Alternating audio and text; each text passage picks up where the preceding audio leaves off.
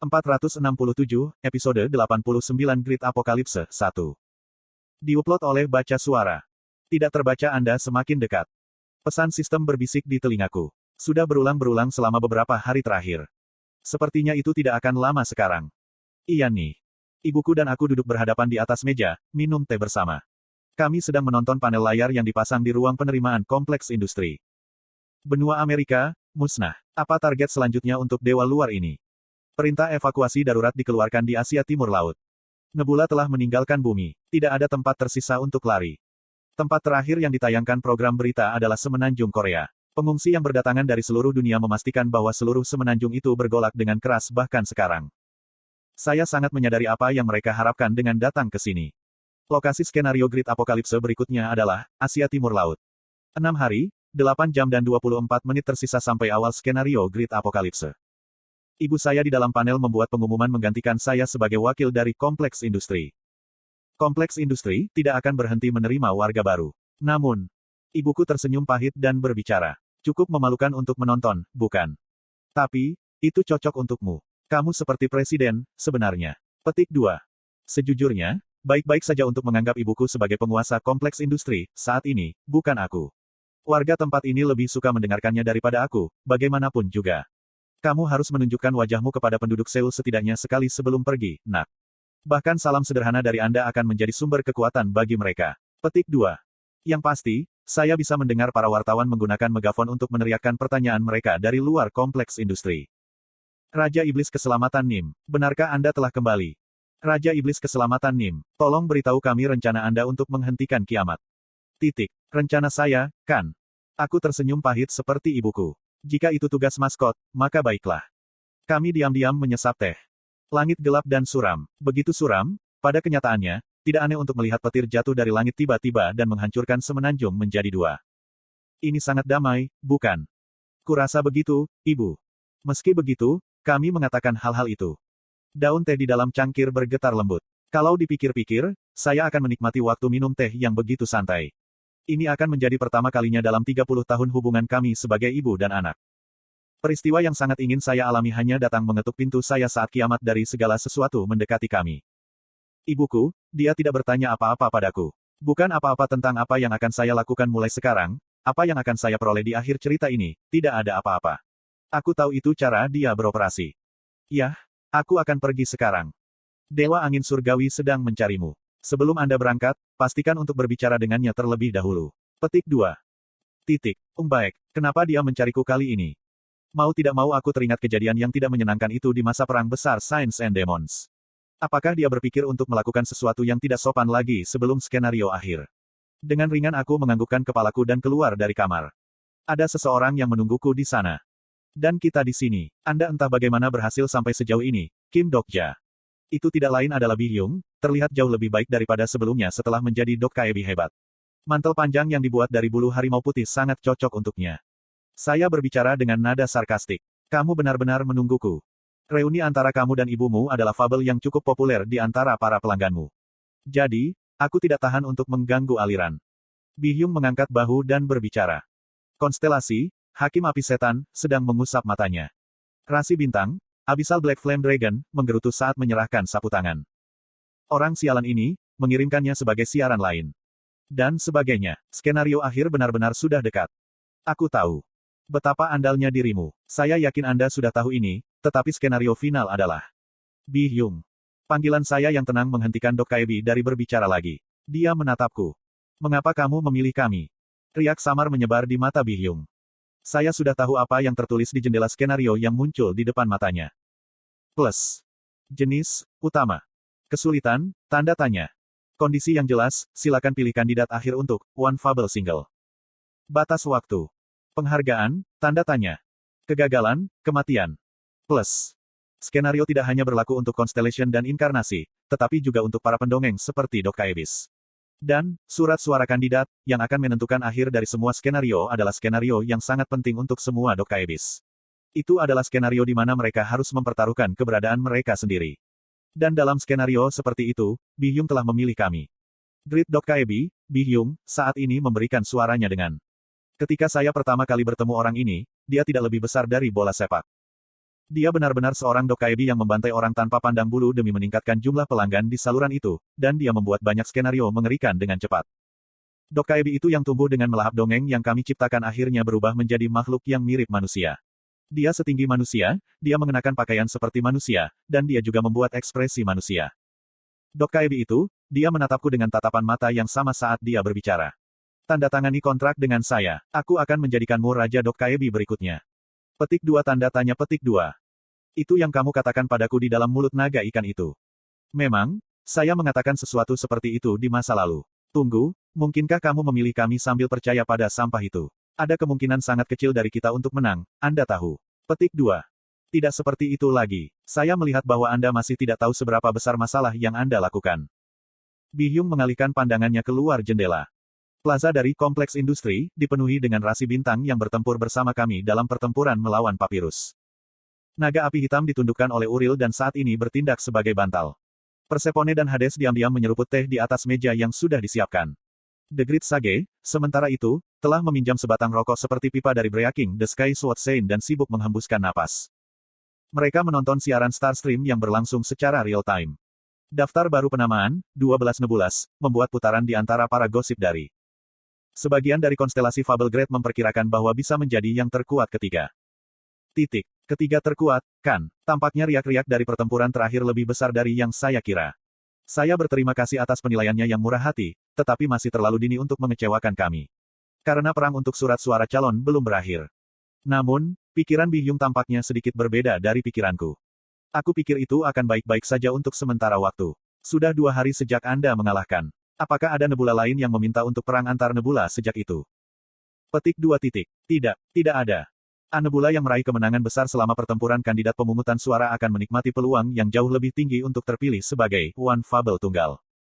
Sama seperti bagaimana satu pertempuran membantu naik ke posisi ketiga terkuat, nebula lain juga bisa berpartisipasi dalam perang antar nebula dan mengubah peringkat.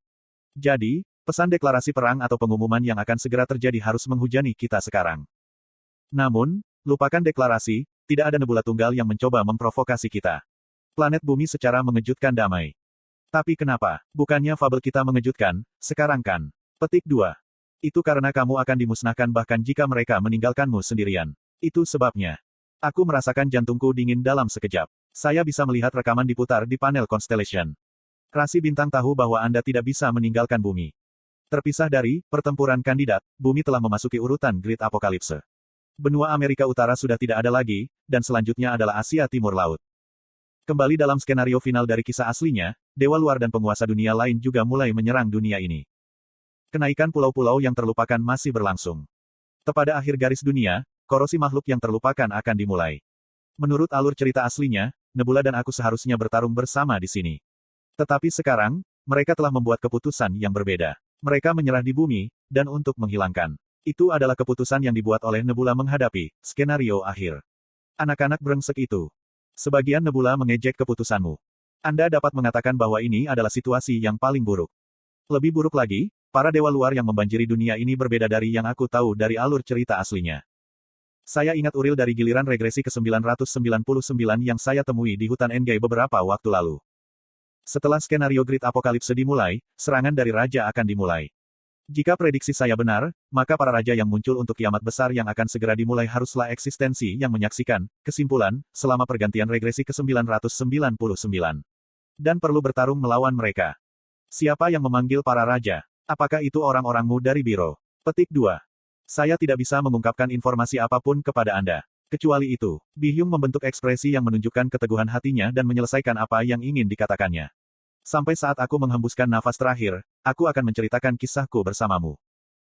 Jika kamu tidak ingin berpartisipasi, tidak apa-apa untuk pergi sekarang. Lucunya, ini adalah hal pertama yang saya katakan kepada teman saya. Skenario berikutnya jauh lebih mengerikan daripada pertempuran lain yang telah kita lalui sejauh ini. Tidak terlalu terlambat. Jika ada di antara Anda yang ingin meninggalkan Nebula, maka. Petik 2. Beberapa dari mereka mulai menguap seolah-olah mereka mendengarkan misa minggu yang membosankan.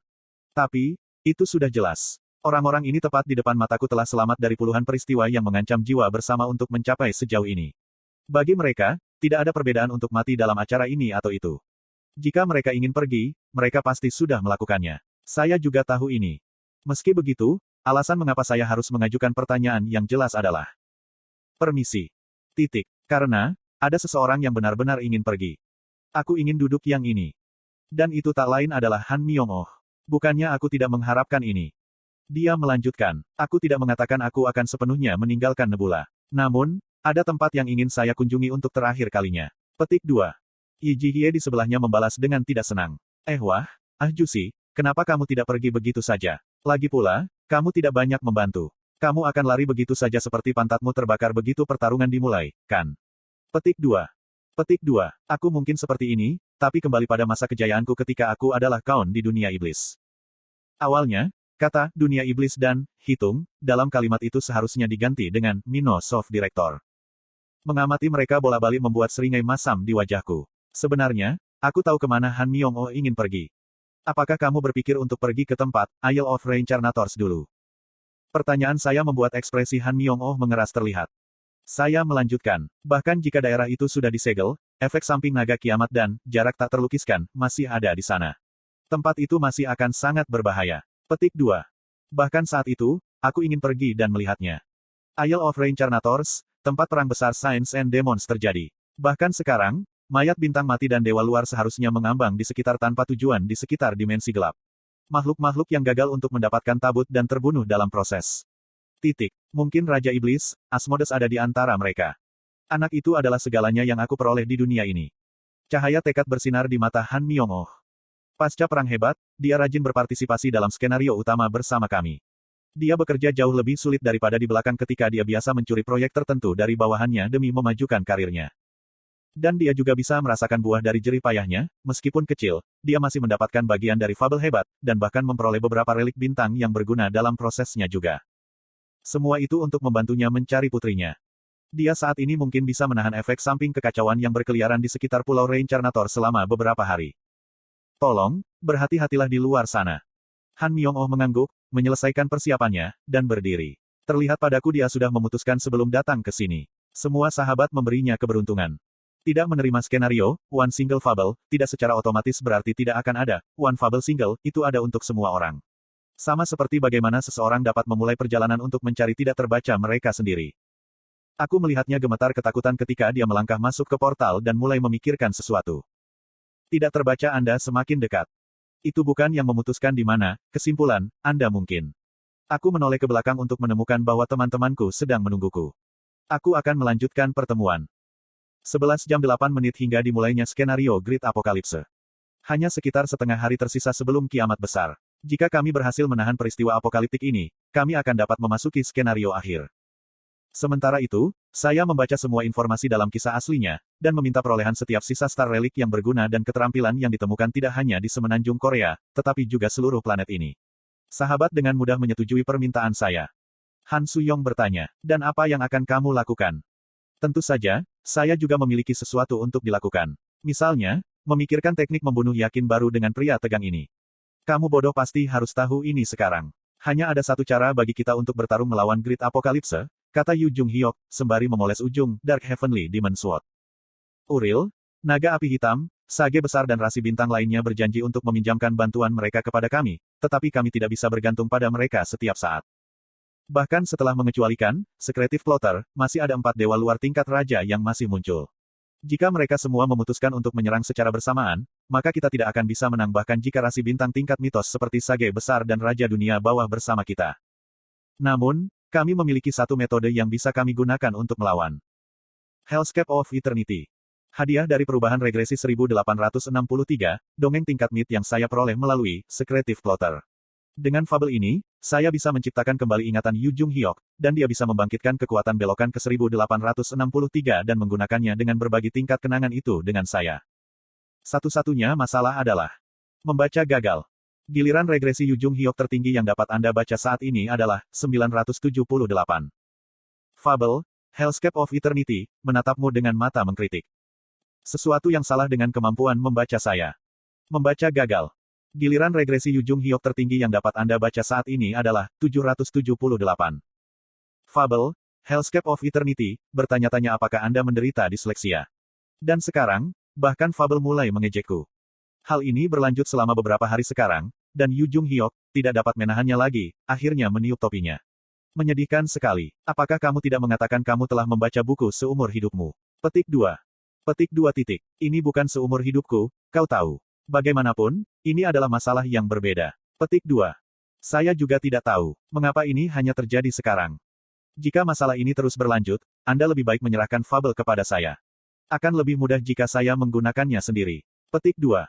Aku sudah memberimu sudah kalau saja aku bisa. Saya sudah bertanya pada Secretive Plotter tentang hal itu. Tapi dia mengabaikanku.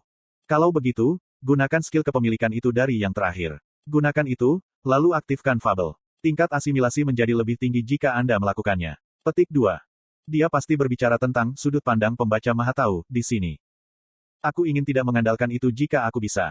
Yang pasti, mengaktifkan sudut pandang pembaca Mahatau akan membuat penggunaan fabel jadi lebih sederhana. Efek keterampilan itu mirip dengan sponsor yang mengambil alih kendali inkarnasi. Namun, menggunakan skill itu membuat tubuh inkarnasiku tidak berdaya. Jadi, yang terbaik adalah menang tanpa menggunakan itu jika memungkinkan. Petik 2. Betapa menggelikan. Ini adalah hasil dari mengabaikan pelatihan Anda setiap hari. Petik 2. Petik 2. Apakah kamu benar-benar berpikir semua orang bisa berlatih sampai tingkat yang konyol seperti kamu? Yu Jung Hyok memelototiku sebentar sebelum fokus pada fabel sekali lagi tanpa mengatakan apapun. Dia mungkin sudah tahu yang sebenarnya, bahwa alasan keengganan saya untuk mengandalkan sudut pandang pembaca Mahatau sebenarnya adalah sesuatu yang lain. Untuk sementara sekarang, sudut pandang pembaca Mahatau berhenti mendengarkan perintah Kim Dokja. Tidak hanya itu, keterampilan itu akan aktif ketika aku paling tidak menginginkannya dan mulai membaca pikiran orang. Saya tidak yakin mengapa hal seperti itu terjadi. Mungkin saja aku terlalu terbiasa melihat ke dalam kepala seseorang. Saya sudah terlalu terbiasa membaca kalimat-kalimat yang dipikirkan dengan baik dari pikiran batin mereka daripada mendengarkan kata-kata mereka yang sebenarnya. Membaca gagal. Mungkin, saya tiba-tiba mengembangkan ketidakmampuan membaca adalah konsekuensi yang jelas. Fokus dengan benar, Kim Dokja. Saya mengaktifkan kembali fabel setelah mendengar teguran Yu Jung Hyok. Saya memperlambat napas dan mengumpulkan pikiran saya. Fabel, Hellscape of Eternity, telah mulai bercerita. Saya harus melupakan semua info yang saya tahu tentang Yu Jung Hyok. Saya tidak tahu apa-apa tentang dia. Orang ini, dia benar-benar orang asing bagiku. Yu Jung Hyok bukan psikopat gila, juga bukan orang bodoh yang keras kepala yang tak tertembus.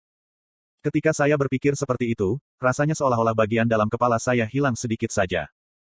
Benar, saya harus mulai dari sana. Sama seperti saat itu ketika saya membaca Cara Bertahan Hidup untuk pertama kalinya. Cucut. Saat itulah sesuatu yang aneh terjadi. Masalah telah terjadi selama upaya membaca Anda. Tiba-tiba, kulit Yu Jung Hyok memucat. Kim Dokja, kamu bodoh? Apa yang kamu? Petik 2.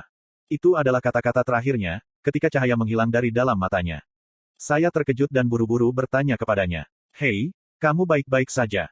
Tidak ada jawaban. Ego karakter, Yu Jung Hyok, bertabrakan. Ego itu, bertabrakan. Tumbuh lebih mendesak sekarang, saya mencoba untuk mengkonfirmasi statusnya saat ini, tetapi kemudian. Daftar karakter, gagal diaktifkan. Teks yang muncul sesudahnya adalah kalimat yang sudah lama saya dengar. Individu yang berlaku bukan, karakter. Fin.